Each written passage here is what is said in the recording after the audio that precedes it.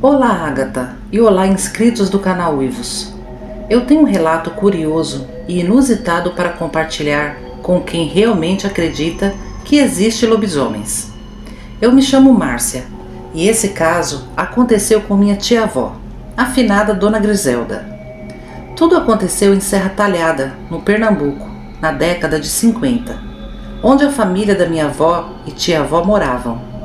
A família morava numa casinha simples na colônia de uma usina. Na época, minha tia-avó tinha 19 anos e a minha avó 16. Apesar de serem irmãs, eram bem diferentes. Minha avó tinha um temperamento mais calmo, sereno, obedecia mais os pais. Já minha tia-avó era virada no cão, como diziam. A bichinha era ruim por natureza. Apesar de respeitar os pais, não era todas as ordens que acatava. Sempre questionava, por quê? Mas por quê? Era valente feito a gota serena, enfrentava homem, mulher. Se ela estivesse em sua razão, ninguém tirava farinha com a cara dela. Na usina apelidaram-na de Maria Macho, por causa do jeitão bruto, e sem falar que ela trabalhava mais do que 5 homens juntos. Era o braço direito do pai no sustento da casa. Certa vez se deu que ali na colônia uma família relatou a todos que durante a madrugada apareceu um cachorro muito grande em frente à sua casa. As casas não tinham muros e eram distantes umas das outras. Essa família afirmava que o cachorro dava cabeçada na porta, arranhava e cavou o chão de terra no pé da porta, a fim de entrar dentro da casa. E o pior, que tinha uma mulher com um recém-nascido naquela casa. Todos da colônia foram até a casa dessa família ver os arranhões e o buraco feito pelo tal cachorro. E realmente, na porta tinha marcas profundas de garras, deviam estar bem afiadas. O buraco também era bem profundo, para ter sido feito por um cachorro normal. O dono da usina logo ficou sabendo disso também e providenciou rondas noturnas no algodoeiro. E alertou a todos que até segunda ordem evitassem ficar perambulando à noite e sentados até tarde para fora de casa. Meus bisavós eram muito religiosos e acreditavam em assombrações, lobisomens e bruxas. Ficaram de orelha em pé e alertaram as 2 filhas a tomarem cuidado. Até proibiu que elas chegassem tarde em casa, pois elas tinham o costume de, no final da tarde depois da lida, que encerrava às 5 horas, ficar conversando com outras mocinhas pelos caminhos. Claro que minha tia-avó ficou irritada com a restrição de horário e, diferente de todos, não acreditou nessa história de lobisomem. Mas passando exatamente uma semana, os capangas da usina alertaram a todos que avistaram uma criatura horrenda vagando no meio do algodoeiro. Eles tentaram cercar a criatura, mas o bicho era rápido. Tirou uma carreira tão lazarenta que sumiu rapidamente. Com esse novo acontecimento, o pânico tomou conta dos colonos e até minha tia-avó, que estava desacreditada dos boatos, colocou fé. Sendo assim, ela passou a ir trabalhar precavida, sempre levava uma faca consigo. Todos iam cedo para o trabalho, saíam de suas casas às 5 horas da manhã. Às 6 começavam a trabalhar. Foi exatamente numa sexta-feira que minha tia-avó ficou frente a frente com essa criatura, que muitos não acreditam que existe, mas a riqueza de detalhes que ela própria contava não deixa dúvidas que isso de fato aconteceu. Bom, ao final do dia, meu bisavô e minha avó apertaram o passo para chegar em casa antes de escurecer. Mas minha tia-avó não os acompanhou, mesmo com seu pai repreendendo. Ela disse que eles deveriam ir na frente, que ela ia conversar só um pouquinho com sua amiga e logo estaria em casa para jantar. As 2 ficaram conversando por mais ou menos 1 hora. Já havia escurecido. Então a amiga se despediu e saiu correndo para casa. E minha tia-avó seguiu seu caminho também. A caminhada até sua casa era de aproximadamente meia hora. Ela estava tranquila, nem lembrava de lobisomem. Ia cantarolando baixinho e com os pensamentos na conversa que havia tido com a amiga. No meio do caminho havia um trecho que era um pouco mais escuro, pois era um corredor de árvores, não muito longo, mas muito sombrio. Era o pior trecho da caminhada. Ela contava que quando avistou esse trecho, sentiu um frio na espinha. Nunca havia sentido medo de passar por ali, mas naquele momento sentiu medo e desconfiou que algo ruim poderia acontecer. Ela parou a poucos metros de entrar no corredor das árvores. Ficou olhando, observando, aguçou a audição e nada. Então começou a rir baixinho e falou para si mesma: Meu Deus, Griselda, uma bicha véia dessa com medo de historinha de lobisomem? Nisso ela continuou a caminhada, mas assim que trocou os primeiros passos dentro do corredor, uma revoada de pássaros que estavam agasalhados nas árvores lhe fez soltar um grito de susto. Olhando para todos os lados, percebeu que se tratava somente dos pássaros mesmo. Aliviada e respirando fundo, baixou a cabeça e continuou a caminhar. Exatamente no meio do caminho, ela ouviu um rosnado baixo e gutural. Parecia um leão rugindo. Ela paralisou, soltou a mochila e o garrafão de água no chão e gritou: Quem está aí? Então outro rosnado ecoou detrás das árvores. Ela deu 2 passos para trás e puxou sua faca, que estava presa em seu cinto. A criatura começou a se mover lentamente, saindo da escuridão, e veio em sua direção. Seus olhos eram amarelos reluzentes, era todo negro. Se não fosse seu rosto deformado, seria facilmente confundido com um grande urso negro, apesar de que em Serra Talhada não tinha urso, pois era exatamente do tamanho de um urso, com pelagem longa e escura. Mas suas pernas traseiras eram tortas, e as da frente pareciam quebradas, fazendo com que aquilo se apoiasse nos cotovelos. Era extremamente pesado, pois andava lentamente. A cabeça era grande e parecia de cachorro. Tinha dentes grandes também, as orelhas caídas e olhava de baixo para cima. Aquilo parou a poucos metros dela e continuava rosnando, espreitando a coitada. Ela se tremeu toda diante daquilo, mas como ela mesma contava, ali era ele ou eu. Se eu corresse, ele me pegava. Se eu não lutasse, ele me devorava. O medo a fez tirar coragem de onde não tinha e enfrentar um lobisomem. O vento batia na criatura e espalhava um odor de carniça terrível. O lobisomem correu para cima dela.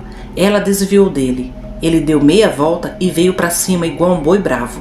Ela desviou novamente e, muito assustada, tentou lhe dar uma facada. Mas quando a faca bateu em seu couro, ela percebeu que estava em apuros, pois o couro dele era muito grosso. A faca nem riscou. Então ela olhou para os lados e achou um pedaço de madeira bem forte. A cada investida do lobisomem, ela saltava de banda e dava uma paulada nele. O bicho recuava e atacava novamente. Ele não ia desistir até matá-la. Ela começou a gritar por socorro. Quem não gritaria? E se defendia com toda a sua coragem. O lobisomem chegou a arranhar o braço dela, mas ela não soltou a madeira e conseguiu acertar outra paulada em seu focinho. No meio daquela peleja toda, ao longe ela ouviu os sons de patas de cavalo se aproximando. Ela gritou mais alto por socorro. Logo, 2 capangas se aproximaram. O lobisomem, quando percebeu a presença deles, passou correndo pela minha tia-avó, a derrubando no chão. Um dos capangas disse para ela: Rápido, Griselda, sobe na árvore e se esconde. E eles saíram cavalgando atrás daquele bicho horrível. Mas ao invés de subir na árvore, ela pegou sua mochila e seu garrafão de água e correu para casa. Chegando em casa, encontrou seus pais na porta de casa desesperados de preocupação. Depois de tomar 2 copos de água com açúcar, ela conseguiu contar o que aconteceu, mostrando o braço cortado. Sua mãe, mais que depressa, preparou um unguento de ervas medicinais e colocou sobre o corte. Minutos depois, muitos tiros de espingarda ecoou na usina. Assustados com toda aquela situação, todos ficaram em silêncio. Algumas horas depois, os capangas chegaram em frente à sua casa e chamaram por ela. Ela saiu para fora acompanhada dos pais e da irmã. E os capangas disseram que acertaram muitos tiros na criatura, e tudo indicava que era um lobisomem mesmo. Deram 2 dias para ela ficar repousando em casa. Antes de ir embora, recomendou a todos que trancassem bem as portas, pois mesmo ferido, o bicho, o lobisomem, havia escapado. A noite foi longa, pois ninguém conseguiu dormir. No dia seguinte, por volta de 2 horas da tarde, correu o boato que os capangas tinham achado um corpo nu de um homem caído no meio do algodoeiro.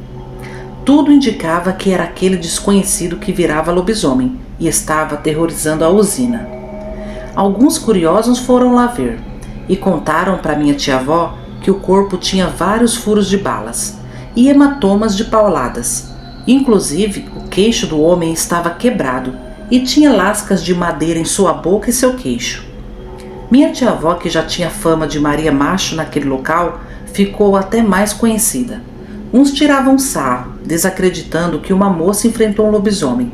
Outros tinham respeito e vinham lhe perguntar como era o lobisomem. Eles moraram por mais 5 anos na colônia e graças a Deus não tiveram mais visitas noturnas de lobisomem. Eu acredito em cada detalhe desse caso e sinto um enorme pesar de não tê-la conhecido pessoalmente, somente conhecido parte de sua história através dos parentes. Espero que gostem do relato da minha tia-avó. Muito obrigado. Olá! Em 1978, morávamos em Maringá, no Paraná, ao lado de uma chácara. Naquela época, eu tinha 3 anos para 4. Minha irmã mais nova tinha alguns meses, meu irmão 8 para 9 anos, e as irmãs mais velhas tinham 12 e 14. Minha mãe era dona de casa e meu pai motorista. Ele nunca estava em casa, estava sempre viajando. E durante uma época de quaresma, recebemos a visita de um casal de amigos. A mulher chamava Mara, o marido eu não lembro. Provavelmente vieram conhecer minha irmã, que era recém-nascida. Nesse dia eles estenderam até tarde a visita, e então decidiram ir embora após vários causos contados. A minha mãe então se despediu juntamente conosco, e eles se foram. Começamos então a se preparar para dormir. Minha mãe estava na pia fazendo o leite da minha irmã. Lembro bem da casa de madeira, panelas penduradas na parede, janelas e portas com tramelas e trancas. E após preparar o leite da minha irmã, minha mãe foi até a sala para pegar a neném do colo da minha irmã mais velha. Então começou a dar o mamá para ela. Foi quando ouvimos uma grande pancada na parede da cozinha.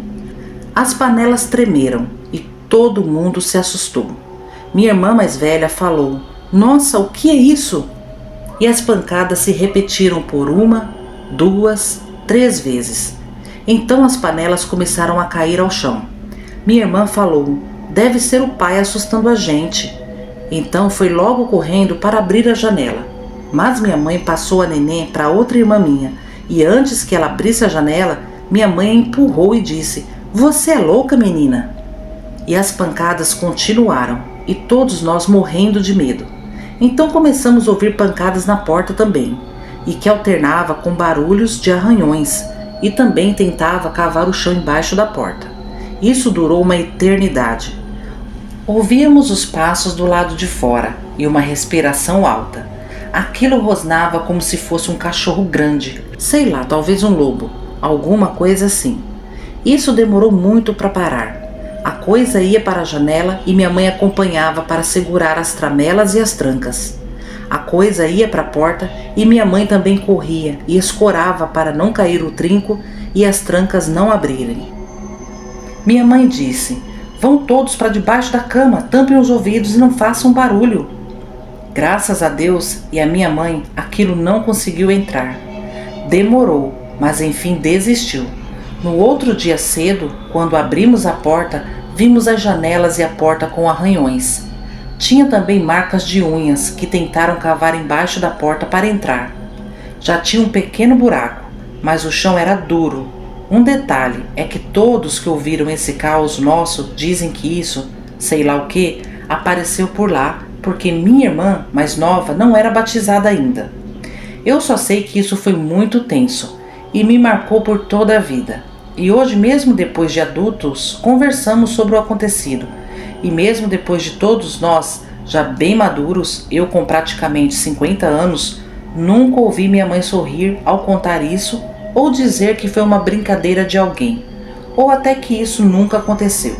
Pelo contrário, ela dizia que aquilo foi sim e pode ter sido um lobisomem.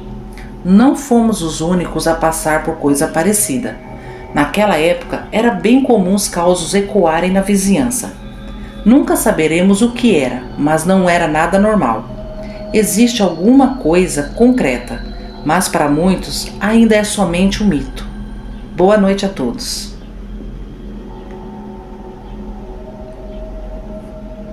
Olá a todos.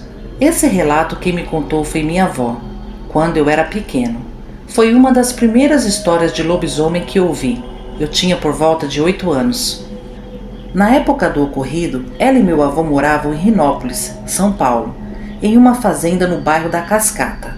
Hoje em dia ainda tem esse bairro, porém a fazenda onde ela morava já não existe mais, nem mesmo o cafezal. Hoje tudo é um bairro como qualquer outro de uma cidade. Minha avó contou que nesse cafezal, ela e meu avô arrumaram um emprego logo que chegaram na cidade. O dono da fazenda estava contratando o pessoal, pois estava na época de colheita do café. Só que para colher, teriam que morar em uma casa que ficava na propriedade, para facilitar para alguns funcionários. A lida começava bem cedo, às 5:30 da manhã, e ia até às 5 horas da tarde.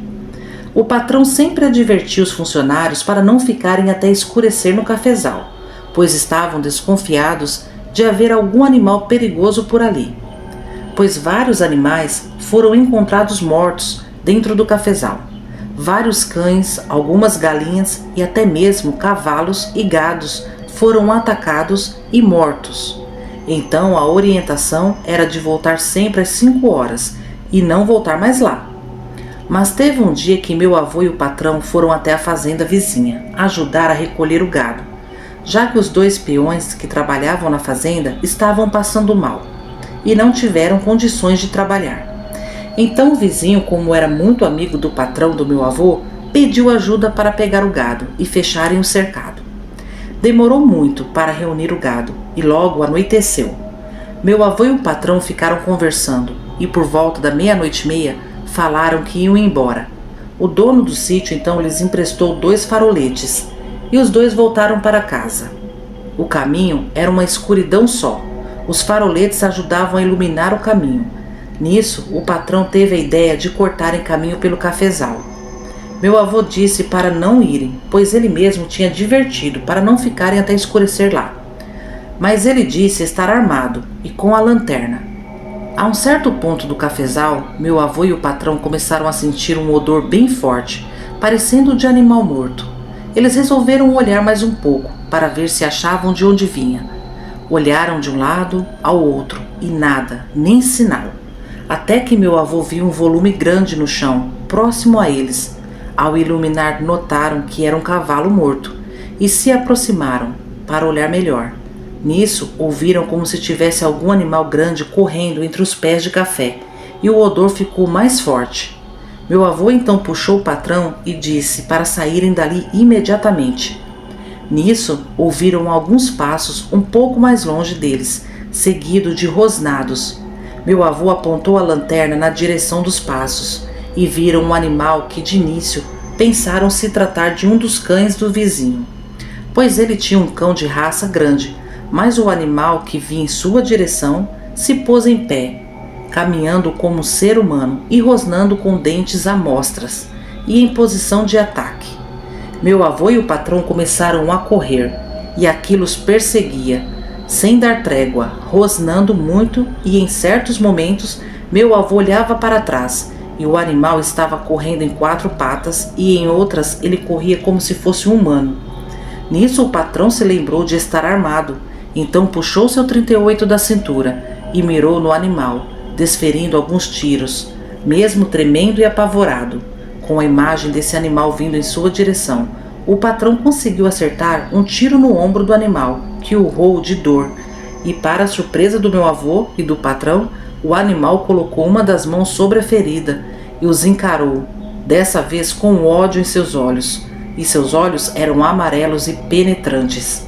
Então puderam ver direito o animal que, segundo meu avô contou para minha avó, em pé teria por volta de 2,10 metros de altura. Um focinho alongado e orelhas pontiagudas.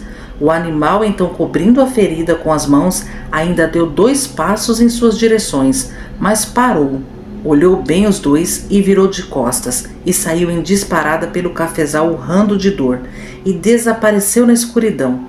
Chegando na fazenda, os dois foram recebidos pela minha avó e pela esposa do patrão, que perguntaram onde eles estavam até aquela hora. Então eles contaram o ocorrido. Foi então que a esposa do patrão disse: "Vocês correram sério risco de vida. Aquele era um lobisomem que ronda aqui, desde o tempo que eu era menina." Segundo minha avó, esse lobisomem nunca mais apareceu na cidade novamente. Esse foi o relato da minha avó. Espero que tenham gostado. Boa noite a todos. Olá, vou contar uma história que aconteceu com meu falecido avô. Ele contava que há mais de 60 anos atrás ele trabalhava no Jardim Botânico, no Rio de Janeiro. Ele era jardineiro. Normalmente ele saía muito cedo para trabalhar, por volta das 4 horas da manhã. No Rio de Janeiro demora um pouco para amanhecer. Então era noite, pois amanhece por volta das 5:30. No caminho para pegar um ônibus, ele estava subindo uma pequena ladeira, quando percebeu que tinha muitos cachorros à sua frente, e algumas pessoas que também estavam indo trabalhar na sua frente estavam correndo e pulando muros. Ele rapidamente subiu numa árvore e esperou para ver o que era. Conforme os cachorros iam se aproximando, ele viu uma criatura humanoide, toda negra, aparentemente com 1 metro de altura. Tinha um olho apenas, que era vermelho, e estava meio que flutuando, extremamente feio e sobrenatural. Os cachorros o rodeavam rosnando, e o ser gemia como se fosse um choro de criança. Aquilo passou pela árvore onde meu avô estava e seguiu seu rumo. Olha, se foi alucinação do meu avô, eu não sei, pois lembro de um amigo do meu avô que também viu essa fera afirmar essa história. Eu espero que vocês gostem do relato do meu avô, pois é uma história verídica. Boa noite a todos. Esses foram os relatos de hoje, família Uivos. Agora vamos aos salvos, porque eu sei que vocês gostam.